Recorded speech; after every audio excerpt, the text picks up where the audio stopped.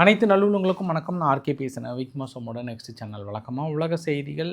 இன்றைய சிறப்பு செய்திகள். உக்ரைன் மீது கொஞ்சம் தாக்குதல் கடுமையாக இருந்தது.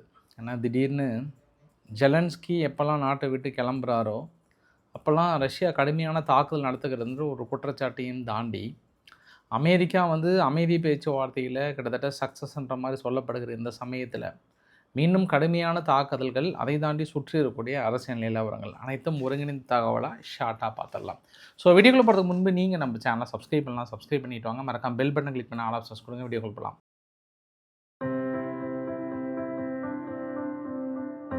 ஃபஸ்ட்டு நம்ம பிரியாணியோட ஆரம்பிச்சிடலாமா? என்ன காரணம் அப்படின்னா, பாண்டிச்சேரியில் ஒருத்தர் பிரியாணி வாங்கியிருக்காருங்க. அந்த பிரியாணியில் இருந்திருக்கு. மனுஷன் டென்ஷன் ஆகி போய் நுகர்வோர் கோர்ட்டில் கேஸ் போட்டிருக்காரு. அப்புறம் நுகர்வோர் கோர்ட் விசாரணை பண்ணதில் என்ன பண்ணிட்டாங்க, ஒரு 10,000 ரூபாய் அவருக்கு ஃபைனை போட்டாங்க. அது இல்லாமல் அந்த வழக்கு செலவு கோடு வக்கீல் அது இது கொடுத்ததுக்கு ஒரு 3,000 13,000 கொடுத்துருங்கன்னாங்க. சரி, இது ஓகே, வழக்கமான ஒரு நடைமுறை தான். பட் அடுத்து இன்னொரு தீர்ப்பு அடிஷனலாக கொடுத்தாரு. இங்கே பாருங்கள், 5 வாரத்துக்கு 2 பிளேட் பிரியாணி, வாரானா 2 பிளேட் பிரியாணி ஃப்ரீயாக கொடுத்துடணும். கரெக்டாக அவங்க நிற்பாங்க, அவங்கள பார்த்தோன்னே 2 பிளேட் பிரியாணி அவங்களுக்கு ஃப்ரீயாக கொடுத்துடணும். அப்போ 5 வாரம் தொடர்ந்து நீடிக்கணுன்றாங்க. அப்போ இது 1.5 மாதம் கிட்டத்தட்ட கொடுப்பாங்க. 1.5 மாதம் கொடுத்ததுக்கப்புறம் சப்போஸ் அதில் ஏதாவது விழுந்துருச்சு அப்படின்னா மறுபடியும் அடுத்த ஒரு 5 வாரத்துக்கு எக்ஸ்டெண்ட் ஆகுமா அப்படின்றதும் கூடுதல் தகவலாக பார்க்கலாம். பட் வினோதமாக இருந்தது இந்த ஒரு தீர்ப்பு.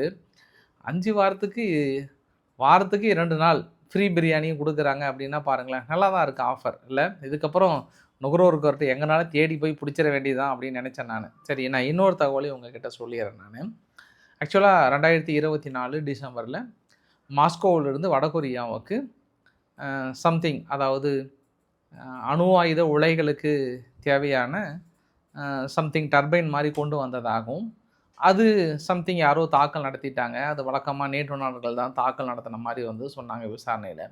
அப்புறம் பார்த்தா திடீர்னு இன்றைக்கி CNN என்ன சொல்லியிருக்காங்கன்னா, அது எதாச்சியாக யார் தாக்கல் நடத்தினாங்கன்னு தெரியல, ஆனால் கொஞ்சம் டேமேஜ் ஆன உடனே அந்த இடத்துல ஃபுல்லாக ரஷ்யா தான் மூழ்கடிச்சிட்டாங்க. ஏன்னா அது எதிரி கைகளுக்கு கிடைத்து விடக்கூடாது என்பதற்காக. அது நியூக்ளியர் ரியாக்டருக்கான அந்த டர்பைன் மாதிரிலாம் கிடையாது. அது அணு ஆயுதம் தயாரிப்பதற்கான மூலப்பொருளே கொண்டு போயிருக்காங்க. சப்போஸ் அணு ஆயுதம் தயாரிப்பதற்கான மூலப்பொருள் வேறு யாராவது கண்டுபிடிச்சிருந்தாங்கன்னா அது இன்னும் மோசமாகிடும். அப்போ இந்த ரூட்டை ரொம்ப ஒரு சேஃபஸ்ட்டுன்ற பாருங்க, ஒரு டேஞ்சரான ஒரு பகுதியை உருவாக்கி இருக்கிறாங்க. இந்த விசாரணையை நாங்கள் தீவிரப்படுத்த போகிறோம் அப்படின்னு சொல்லிட்டு இன்றைக்கி ஸ்பெயின் திடீர்னு அனௌன்ஸ் பண்ணியிருக்காங்க. ஸோ 2024 நடந்த இன்சிடெண்ட் ஒரு 1.5 வருஷமாக விசாரணை செய்யப்பட்டு கடைசியில் நேட்டோ நாடுகள் தான் தாக்கல் நடத்தினாங்கன்னு நினச்சோம் அப்படின்னா, நேட்டோ நாடுகளையும் தாண்டி ரஷ்யா சட்டவிரோதமாக தனது முக்கியமான அணு கழிவுகளை சம்திங் கப்பல் மூலயமா எந்த ஒரு இதுவுமே இல்லாமல் அவங்க பாட்டு கொண்டு போயிட்டு வடகொரியாவில் கொடுத்ததுனால தான் வடகொரியா இன்றைக்கி அணு ஆயுதம் திகழ்ந்த நாடாக மாறுகிறது அப்படின்ற ஒரு குற்றச்சாட்டையும் அடிஷ்னலாக நேட்டோ நாடுகள் வைக்கிறாங்க. அந்த ஒரு இன்சிடென்ட் மூலிமா நாங்கள் முழுமையாக விசாரணை செஞ்சுட்டு இந்த விசாரணையை கண்டுபிடிச்சோம் அப்படின்னா இதுக்கப்புறம் இந்த கடற்பகுதியிலேயே ரஷ்யா கப்பலே அனுமதிக்க முடியாத அளவுக்கு நாங்கள் சட்டத்தை கொண்டு வர போகிறோம்னு பயங்கரமாக மனுஷன் வெடித்து எரிஞ்சிருக்கிறாங்கன்றதை ஒரு கூடுதல் தகவலாக பார்க்க முடிகிறது. இன்னொரு விஷயம் என்னென்னா, இன்றைக்கி ரஷ்யா சர்மாட், அதாவது inter continental ballistic missiles, almost 35,000 kilometre தள்ளி தாக்கல் நடத்தக்கூடியது. அங்கே தாக்கல் நடத்தினாலும் போயிட்டு அங்கே ஒரு 8லேருந்து 10 ஹெட்டாக தலையாக பிரிஞ்சு அதுக்கப்புறம் தாக்கல் நடத்தக்கூடியது. இது பயங்கரமாக சக்ஸஸ் பண்ணியிருக்கிறாங்க. இது கூடுதல் ஒரு எச்சரிக்கையாகவும் கொடுத்தாங்க. முந்தா நேற்றே அனௌன்ஸ் பண்ணாங்க. அதே மாதிரி தான் ஓர்ஸ்னிக் மிசைல்ஸையும் நாங்கள் ரெடி பண்ணிகிட்ருக்குறோம். அதுலேயும் அணு ஆயுதங்கள் சுமந்து சென்று தாக்கல் நடத்துவதற்காக பெரிய ஒரு பிளான் எக்ஸிக்யூட் பண்ணிகிட்ருக்குன்ற மாதிரி சொல்கிறாங்க. நீங்கள் அணு ஆயுதம் சுமந்து சென்று தாக்கல் நடத்தினாலும் சரி, இல்லை இந்த சர்மாட்டு இன்டர் கான்டினென்டல் பாலிஸ்டிக் மிசைல்ஸாக இருந்தாலும் சரி, இதுக்கப்புறம் எந்த நாடுகள் மீது பிரயோகிக்க முடியும், எந்த நாடுகள் அணு ஆயுதங்களை வைத்து பெருசாக தாக்கல் நடத்த முடியும்னு நினைக்கிறீங்க நீங்கள்? ஒரு தற்காப்புக்காக வச்சுக்கலாம், மிரட்டிக்கலாம். இப்போ நம்ம அணுகுண்டு பாய்ஸ் மிரட்டிட்டு இருக்காங்களே பாகிஸ்தான், வந்தனா கடிச்சு வீசிடுவோன்னு சொல்கிறாங்கல்ல, அதே மாதிரியான ஒரு சூழ்நிலையில் தான் நாட்டுக்கான ஒரு பாதுகாப்பு. ஃபார் அன் எக்ஸாம்பிள், இப்போ ஈரான் கிட்ட அணு ஆயுதம் இருந்திருந்தால் இந்நேரம் இவ்வளோ மிரட்டியிருக்க முடியாது, இவ்வளோ தாக்கல் நடத்தியிருக்க முடியாது, என்றைக்கே தீர்வு வந்திருக்கும் இல்லையா, அது மாதிரி கூட பார்க்க முடிகிறது. பட் இருந்தாலும் அது வந்துவிடக்கூடாது என்பதற்காக தான் இவ்வளோ விஷயங்கள் உலக நாடுகளே பாதிக்கப்பட்டு கொண்டிருக்கிறது அல்லவா. இன்று இரவு கொஞ்சம் டீட்டெயிலாக பேசுகிறேன் நான்.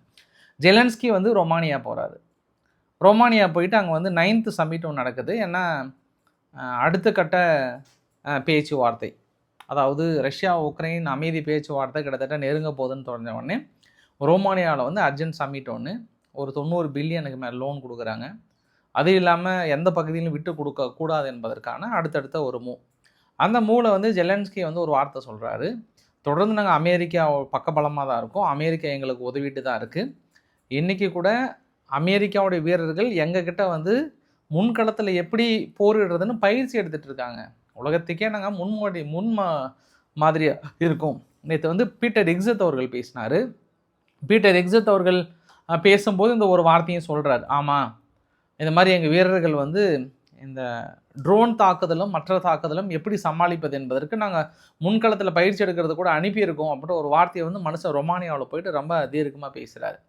பேசிட்டு இந்த பேச்சுவார்த்தையில் நம்ம வீழ்ந்து விடக்கூடாது, இடங்களை விட்டு விடக்கூடாது என்பதிலும் நம்ம தெளிவாக இருக்கணுன்ற மாதிரிலாம் மனுஷன் வீர உரை பேசுகிறாரு. எப்போவுமே வழக்கமாக ரஷ்யா எப்போ கடினமான தாக்கல் நிகழ்த்துகிறதால் எப்போல்லாம் ஜெலன்ஸ்கி அங்கேருந்து கிளம்புறாரோ அங்கே சற்று கடினமான தாக்குதல்களை நிகழ்த்துகிறது. குறிப்பாக இப்போ அவர் வந்ததுக்கப்புறம் என்ன பண்ணுறாங்கன்னா, ஒரே சமயத்தில் ஒரு 300 ட்ரோனுக்கு மேலே ஒரு பெரிய லான்ச் நீங்கள் பார்க்குறீங்கல்ல, இது இன்னும் அவங்க முழுசாக டீட்டெயில் கொடுக்கல, ஏன்னா ப்ரெசென்ட் வந்து தாக்கல் நடந்துகிட்டே இருக்காங்க. அப்புறம் கின்சால் மிசைல்ஸ், இஸ்காண்டர், கேலிபர், அப்புறம் G2 போன்ற ட்ரோன்கள்லாம் வந்து பெரிய தாக்குதல் இலக்காக்கப்பட்டிருக்கிறது. பதிலுக்கு இவங்க நேற்று இரவே என்ன பண்ணியிருக்காங்க, அங்கே ரஷ்யாவுடைய ஒரு டூரிஸ்ட் பிளேஸ் ஒன்று, கல்ச்சர் அண்ட் என்வரான்மெண்ட் காம்ப்ளெக்ஸ் ஒன்று, அதன் மீது ஒரு ட்ரோன் தாக்குதல் ஒரு 30,000 ஸ்கொயர் மீட்டருக்கு மேலே வந்து நேற்று பற்றி எரிஞ்சிட்டு இருந்தது. ஒருவேளை அந்த கோபத்தின் வெளிப்பாடாக இல்லை ஏற்கனவே இந்த தாக்குதல் வந்து பெருசாக திட்டமிடப்பட்டதா அப்படின்னா நம்ம 2 ஆங்கிளில் பார்க்கலாம். உங்களுக்கு 2 வரைபடங்கள் காட்டுறேன் நான். அடுத்தடுத்து வரைபடங்கள் என்பது தாக்குதல் சற்றும் உக்ரைன் ஒரு சில பகுதிகளில் முன்னேறினாங்க ரொம்ப ஸ்பீடாக, அப்படியே கொஞ்சம் ஹோல்டாக நிற்கிது. பட் ஒரு சில பகுதியில் உக்ரைனை சுற்றி வளைச்சிட்டாங்க. அதாவது எந்தெந்த பகுதியில் முன்னேறினாங்களோ உக்ரைனை கொஞ்சம் சுற்றி வளைச்சிருக்கிறத பார்க்க முடிகிறது. அதனால் அந்த சுற்றி வளைச்ச பகுதிகளையும் மற்ற பகுதிகளையும் எங்கள் ரஷ்யா என்ன சொல்கிறாங்கன்னா, டான்பாக்ஸ் பகுதியில் நீங்கள் ஆயுதங்களை போட்டு சரண்டர் ஆகிட்டு எப்போ இந்த பகுதியை வந்து ரஷ்யா நீங்கள் அனௌன்ஸ் பண்ணுறீங்களோ அப்பயே நாங்கள் பேச்சுவார்த்தையை நாங்கள் சக்ஸஸ் வெற்றி அவ்வளோதான் நாங்கள் ஒத்துக்கிறோன்ற மாதிரி சொல்கிறாங்க. அப்போ இந்த வரைபடத்தில் பார்த்தீங்க அப்படின்னா இன்னும் ஒரு கொஞ்சம் பகுதி வந்து ஃபுல்லாக இருக்குது. இந்த பகுதி முழுமையாக அவங்க உக்ரைன் ஆயுதங்களை போட்டு சரண்டர் பண்ணிட்டு நாங்கள் ரஷ்யான்ற பகுதி அனௌன்ஸ் பண்ணிட்டா நாங்கள் போயிட்டே இருக்கிறோன்றாங்க. அப்போ அந்த பகுதி முழுவதும் அவ்வளோ சீக்கிரம் உக்ரைன் ஒத்துக்குவாங்களான்னா அவங்க தலைகீழ் நின்றா கூட ஒத்துக்க மாட்டாங்க. ஜெலன்ஸ்கியோட பேரை வந்தால் கூட ஒத்துக்க மாட்டாங்க. ஏன்னா சுச்சுவேஷன் அது மாதிரி இருக்குது. அவங்க இப்போ அரபு நாடுகளே காப்பாற்றுற நாடு எதுனா அவங்க தான். ஐரோப்பா நாடுகளை காப்பாற்றுகின்ற ஒரு சூழ்நிலைக்கு ஜெலன்ஸ்கி தயாராகிட்டார். அப்படி இருக்கும்போது அவங்க எந்த அளவுக்கு விட்டு கொடுப்பாங்கன்னு தெரியல. பேச்சுவார்த்தை சக்ஸஸ்னு ஒரு பக்கம் வந்து சொல்லிட்டு இருக்கிறாங்க. பட் நம்ம பொறுத்திருந்து பார்க்கலாம் என்ன நிகழ்வு நடக்கிறது. மாஸ்கோனுடைய கோரிக்கையை உக்ரைன் ஏற்றுக்கிறாங்களா என்னன்னு தெரியல. அது நம்ம வெயிட் அண்ட் வாட்ச் தான். அதனால தான் யூகேனுடைய கிங் சார்லஸ் அவர்கள் நேற்று மன்னர் வந்து மிகப்பெரிய ஒரு அறிவிப்பு கொடுத்தாரு.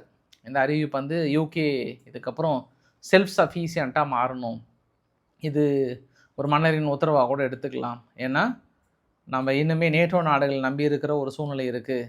அது இல்லாத ஏன் நம்மளால் பெரிய அளவுக்கு சஃபிஷியண்ட்டாக இருக்க முடியாது, ஆயுதங்களோட வளர்ச்சியை பெருக்குங்க, அவ்வளோதான் இன்வெஸ்ட் பண்ணுங்க அப்படின்னு மன்னரே சொல்லிட்டாரு. அப்படின்னா பாருங்கள் யூகே கொஞ்சம் பலவீனமாக உணர்றாங்களோன்றதை பார்க்க முடிகிறது. அதான் எங்கள் அமெரிக்கா வந்து என்ன சொல்கிறாங்கன்னா, அங்கே ஈரான் தாக்குதலில் கொஞ்சம் இஸ்ரேல் பக்கத்தில் அர்ஜென்ட்டாக ஒரு போர்க்கப்பல் அனுப்புங்கன்றாங்க. யூகே கிட்ட ஒரு போர்க்கப்பல் கூட இல்லை இப்போதைக்கு. ஒரே ஒரு கப்பல் அனுப்புகிறேன்னாங்க, அதுவுமே வந்து ஏதோ ரிப்பேர் பண்ணிகிட்ருக்குறாங்கன்றாங்க. அது இன்னுமே மாதக்கணக்காக ரிப்பேர் பண்ணிகிட்ருக்குறாங்க, ஒன்றும் அனுப்பின பாடு இல்லை. இன்றைக்கி ஓடி வந்து திடீர்னு நாங்கள் ஒரு போர்க்கப்பல் அனுப்புகிறோன்னு சொல்கிறாங்க. இதெல்லாம் பார்க்கும்போது அவங்க வெளியே வசனம் மட்டும்தான் விடுறாங்க, இன்னும் அவங்க நேட்டோ நாடுகளை நம்பி தான் இருக்கிறாங்கன்ற மாதிரியான ஒரு பிம்பத்தை இன்றைக்கி சார்லஸ் அவர்கள் சொல்லியிருக்காங்க. அது இல்லாமல் நம்ம நாட்டுக்குள்ளாரையே வந்து எல்லா மதங்களும் சேஃபாக இருக்கிறது பாருங்கள். ஆன்டிசெமிஸ்டம் அப்படின்றது வந்து இஸ்ரேலுக்கு எதிரான தாக்குதலை ஒரு பொழுதும் நம்ம ஏற்றுக்கொள்ளக்கூடாதுன்ற மாதிரிலாம் வந்து சொல்லியிருக்கிறாங்க. பார்க்கலாம் நம்ம பொறுத்திருந்து. இந்த வீடியோ நிறைவு பகுதியில் திடீர்னு மார்க்கோ ரூபியோ அவர்கள் வந்து அங்கே அதாவது யாருங்க அவர் நிக்கோலஸ் மதுரோ அவர்களை வந்து கைது பண்ணிட்டு வந்தாங்க இல்லையா, அப்போ வந்து அவருக்கு ஒரு ட்ரெஸ்ஸை வந்து ஷூட் போட்டு வந்தாங்கல்ல, அந்த ஷூட்டோட வந்து இவர் திடீர்னு இன்றைக்கி போஸ் கொடுத்துருந்தார். பாவம் அவங்களே வெனிசுலாவே இப்போ மறந்துட்டு இருக்கிறாங்க. மச்சுடோ அவர்கள் தான் அடுத்த கட்ட அதிபராக இத்தனை நாள் மறந்துருப்பாங்க. கிட்டத்தட்ட பிடிச்சிட்டு போன ஒரு 2-3 நாள் கொஞ்சம் ஏக்கமாக இருந்தாங்க, போராட்டம்லாம் பண்ணாங்க. பட் இப்போ நிக்கோலஸ் மதுரானா யாருன்னு கேட்குற நிலைமைக்கு வந்துட்டாங்க. அதனால் இவர் என்ன பண்ணுறாரு, திடீர்னு அவருடைய ஷூட்டை வந்து போட்டிருந்தார். அதற்கு சரி ஏதாச்சும் வந்து இவர் போடுறாரு அப்படின்னா, இந்த ட்ரெஸ்ஸு போட்ட அடுத்த 1/2 மணி நேரத்தில் எக்ஸ் தளத்தில் ட்ரம்ப் அவர்கள் என்ன பதிவு பண்ணுறாருன்னா, அடுத்த 51வது மாநிலமாக வெனிசுலா இணைகிறது அப்படின்றாரு. அப்போ நம்ம என்ன புரிஞ்சுக்கிடணும் அப்படின்னா, நிக்கோலஸ் மதுரா அவர் தூக்கம் வரும்போது இவங்க கொடுத்த ட்ரெஸ்ஸை வந்து மார்க்கோ ரூபியோ அவர்கள் போட்டிருந்தாருன்னா, அப்போ வெனிசுலா உங்கள் நாட்டோட இணைக்க போகிறீங்களா அப்படின்ற இன்னொரு ஆங்கிள். ஏன்னா வெனிசுலானுடைய வளர்ச்சி நல்லா தெரியுதுங்க, பிரகாசமாக தெரியுது. இப்போ விலை வேறு ஃபுல்லாக ஏறிடுச்சு இல்லையா, சும்மா டிமாண்டில் இருக்குது. ஆனால் நல்ல ஒரு சான்ஸை வந்து பயன்படுத்திகிட்டு இருக்காங்க. நிக்கோலஸ் மதுரா அவர்கள் போனதுக்கப்புறம் மச்சுடோ அவர்கள் வந்து மிகப்பெரிய அளவுக்கு இருக்காங்க. அதனால தான் அங்கே இருக்க வெனிசுலாவில் இருக்கிற மக்களே வந்து ட்ரம்ப் அவர்களுக்கு அப்படி ஒரு வரவேற்பான், பயங்கரமாக வந்து வரவேற்பு கொடுக்குறாங்க அப்படின்ற மாதிரி சொல்கிறார். ஒருவேளை அதிபர் பதவி வந்து 2 டைம் தான், 3வது அங்கே போய் போட்டியிடலாமான்னு நினைக்கிறாரா? இங்கே கூட பாருங்கள், அங்கே வெஸ்ட் பெங்காலில் மம்தா பானர்ஜி அவர்கள் தோற்றதுக்கப்புறம் அவங்களுக்கான வரவேற்பு பாருங்கள் பங்களாதேஷில் அதிகமாக இருக்குது. நேற்று பங்களாதேஷ் முழுவதும் ஒரு போராட்டம், சாதாரண போராட்டம்லாம் கிடையாது. எப்படி எங்கள் தலைவியை தோக்கடிக்கலாம், எப்படி இதை ஏற்றுக்கவே முடியாதுன்னு சொல்லிட்டு அவங்கள மறுபடியும் பதவியில் அமர்த்த வேணும்னு சொல்லிட்டு பங்களாதேஷில் போராட்டம் நின்றுருந்தாங்கன்னா அதிபர் தேர்தலில் டாப் மோஸ்ட் ஜெயிச்சிருப்பாங்கல்ல. அந்த மாதிரி இப்போ வந்து அங்கே ட்ரம்ப் அவர்கள் வந்து அமெரிக்காவில் ஆதரவு குறைஞ்சிருச்சு. இப்போ ஏன்னா விலையேற்றம் கடுமையாக இருக்குது. பிடிவாதத்தினால, ஈரானுடைய போர்னால மக்கள் கடுமையான விலையேற்றத்தில் அவதிப்பட்டு இருக்கிறாங்க. அதனால் நீண்டா தோற்றுருவாருன்ற அடிப்படையில் பேசாமல் 51வது மாகாணமாக நினைச்சிட்டு நாங்கள் தனியாக போயிட்டோமான்ற ஆங்கிள் வெளியிட்டாரான்னு தெரியல, அதை பொறுத்திருந்து பார்க்கலாம். ஸோ இன்றைக்கு ஓரளவுக்கான தகவலை கவர் பண்ண நினைக்கிறேன். பிடிச்சிருந்தா லைக் பண்ணுங்கள், உங்கள் ஃப்ரெண்ட்ஸுக்கு ஷேர் பண்ணுங்கள், சப்ஸ்கிரைப் பண்ணுங்கள் ரவிக்குமார் ஆர்கே சேனல். நன்றி, வணக்கம்.